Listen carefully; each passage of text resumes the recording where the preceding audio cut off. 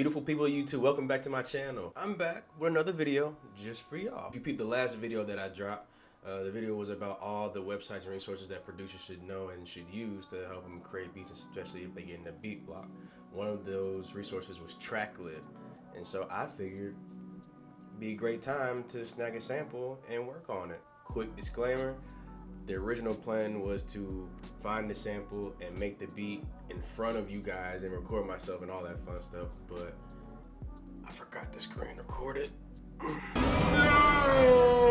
know, how could I forget? But I really like the beat so much and I really wanted to share it with you guys and kind of share some of my sampling tips. So I figured I'm gonna give it to you guys anyway. Let's get right into it. Before I get into this beat, I want to stop and say thank you to everybody who has subscribed, watched my videos, and just giving me support thus far. I woke up one morning and seeing that I hit 100 subscribers, which is really dope. You might seem small to some, but to me it means everything in the world. Like, this is really truly what I love to do. Hit 100 subscribers, and a couple videos actually hit 500 views, which I think is really dope. So again, thank you. Y'all will never know how much that truly means to me. We moving and grooving all 2022. So the record that I snagged was called Living Proof by Static Link. This one sounded like a soul sample, a gospel type sample. And like as soon as I heard it, I immediately thought like Rick Ross and artists like that who are known to rap over those gospel and soulful type of samples. So this is what it sounds like real quick.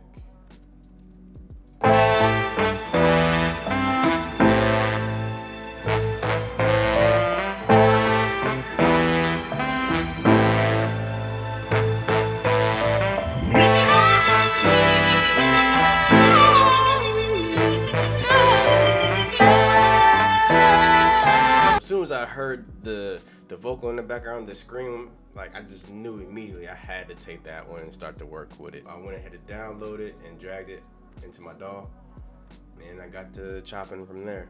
So the dope thing about TrackLib, it tells you the BPM and the key of the original record, so you don't have to do too much guesswork and trying to figure it out unless you want to, change it up, speed it up, however you see fit.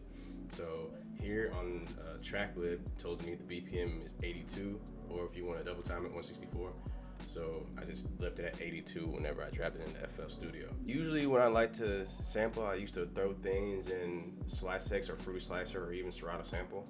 But for this one, I didn't want to do that because I felt like for this sample, there's a lot to it that I felt like if I tried to chop it up in that way, chop up in tiny pieces, I would lose some of the things that make this record so great to me. So I just chopped it up in the playlist and chopped it up in bigger chunks. I could have did the same thing in those other VSTs and plugins like I mentioned, but I was like, I like this way better for this one. The first thing I did was went ahead and pitched it down for resistance. So if you don't know how to do that, just double click on whatever sample and to this pitch wheel, just drag it down. And that immediately will change the vibe of it. I like the sample as it was, but I wanted the scream portion to be just a little bit lower in octave. So this is what it sounds like after I pitched it down. I chopped this sample up into 4 different parts, I believe.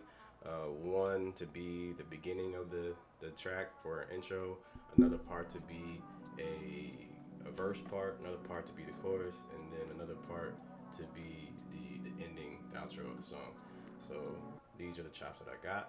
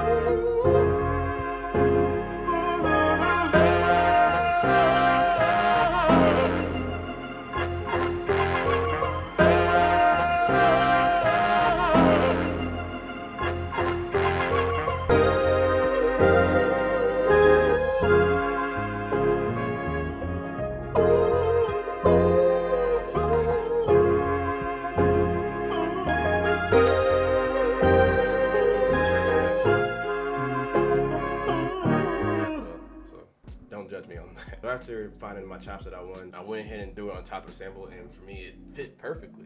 So I was like, that's the one. Was rolled out the low end, and I turned up some of the mid and high mids just so I didn't want the drums and other bass I was gonna lay on it to interfere with anything else in the sample.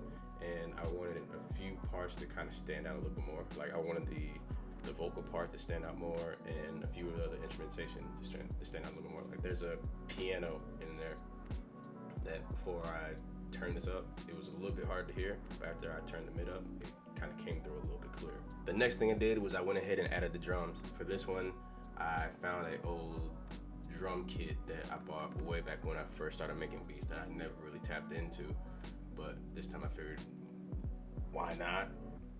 Come to find out, they got some dope drum loops. So this one's called Sky Miles, and this is what it is.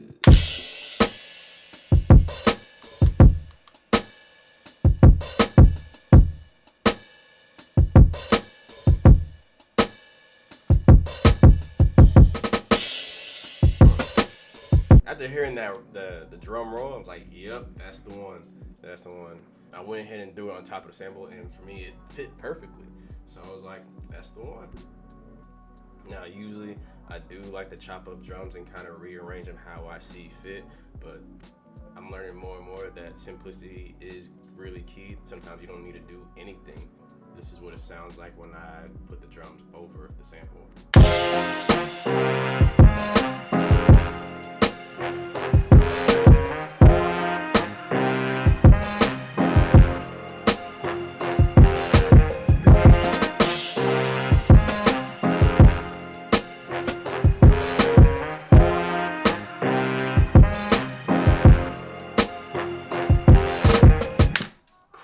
Crazy. I loved it so much. I was like, that's the one. And that was really just, I wanted to hear what it sounded like before I was to chop it up. Like if I wanted to chop it up, I wanted to hear what it sounded like together before I did that.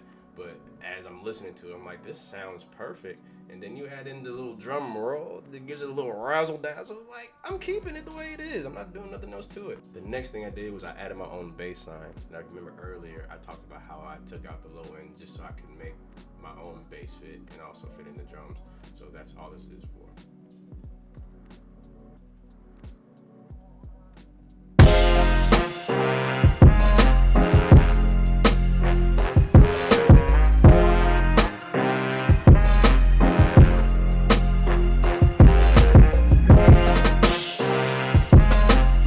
So the only things I did to the bass was I added an EQ, and I took out all the high end. Y'all know if y'all watch my older videos, I take out all the high end just so it's just the lows. I don't want any high frequency to cut through and interfere with any of the other sounds that are in the beat. And recently what I started doing that I think makes my beats sound a whole lot better, especially for the bass, is I started adding a little saturation and distortion. For this one, I use distortion. FL has this stock plugin called Destructor, and it makes the beat sound a whole lot better with it. It adds a whole lot more harmonics to the beat than if I just kind of leave it by itself. And so for this one, I turned up the distortion a little bit, and I played with the chorus knobs just a bit, and it came out pretty fire. So I was definitely happy with that. And that's basically the whole beat in a nutshell right there. The only other things that I did to it was I added this, went to gross beat and added like a little vinyl start sound effect to it to the beginning of the beat just to give it a little bit of razzle dazzle. I added a quick hi-hat loop in the beginning before the drums actually cut in just to give it some more spice. And then I had cut out the drum roll and placed it in the very beginning of it just so it gives it a little bit more, a little bit more razzle dazzle, you know what I'm saying? Right before the whole thing kicks off, you hear the drum roll, and to me it just sounded amazing like that, like it is. And that was it for this beat. Definitely came out great. Something I definitely hear Rick Ross, 2 Chainz rapping on. Those two artists that they get on a lot of those gospel soul samples. So I was like, it fits in perfect with that. As always, please comment, like, subscribe, tell a friend and tell a friend. If you got anything away from this video, leave a comment. I would love to hear your thoughts. If you got any tips for me to make my own beats better, also leave a comment down below. Next time I decide to make a beat in front of you guys, I'll make sure everything's recording so I don't feel like an idiot again. But don't worry, we'll work all that fun stuff out. But anything else, I'm out. Peace.